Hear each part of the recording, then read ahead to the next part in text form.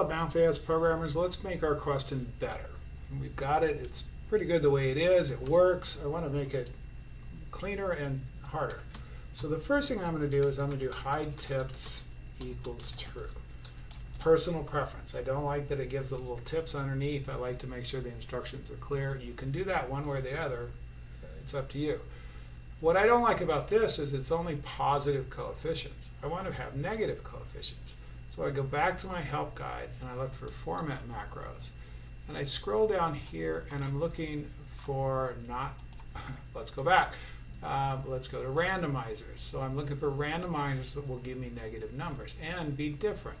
So what I do is I look right here, non-zero differans. This one looks good. Returns n different non-zero integers between min and max. I want to use that one. So I'll go here and I'll do paste, and now we have non-zero differans. Okay.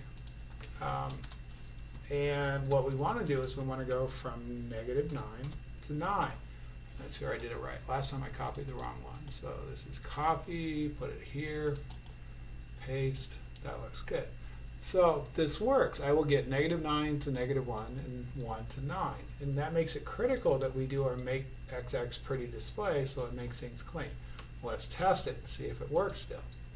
So if I do quick save, there's my equation, there's my answer. -4, ooh, something's wrong here. Okay. So this one's a little different. It did this well. Let's try some more. -x² minus 10x plus 21. Do another one. So we get this, but our answer is a little weird. And to be honest, I had to play with this one a little bit. Sometimes MathAS challenges you a little. So what I'm going to do is I'm going to do $x1 version B equals negative $x1. And I'm going to do $x2 version B equals negative $x2. So I'm going to actually make them do the math so it does the calculation. I tried to do some formatting where you change things up and it didn't work.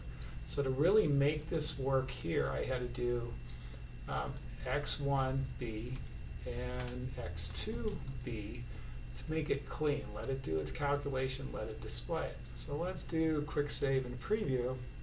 Now let's see if our answers are work. There's -8,6, submit and regen, -2,1. You want -6,6. Let's see if I can get a second one. Oh, so you're going to do all negatives on the first one. There we go. So let's check it. We always test. 5, -7. Submit. I hope this works.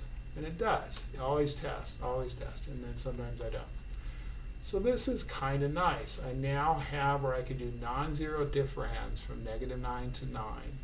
I make sure that it makes it pretty, and I make sure that we had to do a little bit of weirdness here to get things so it was clean.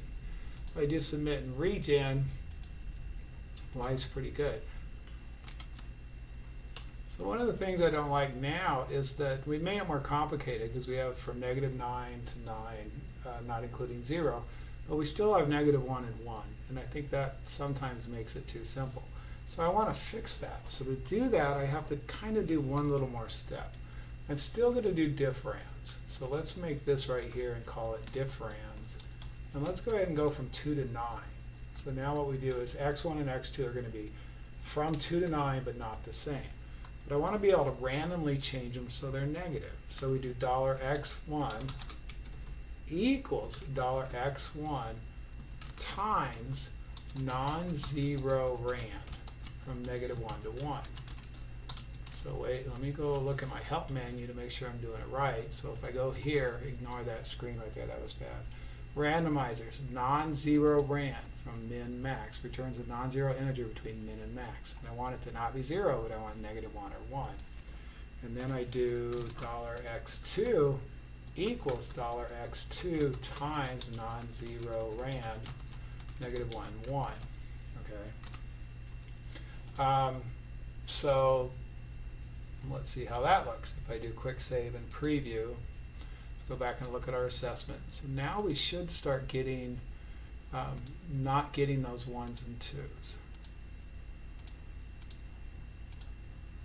Okay. Very good. All right.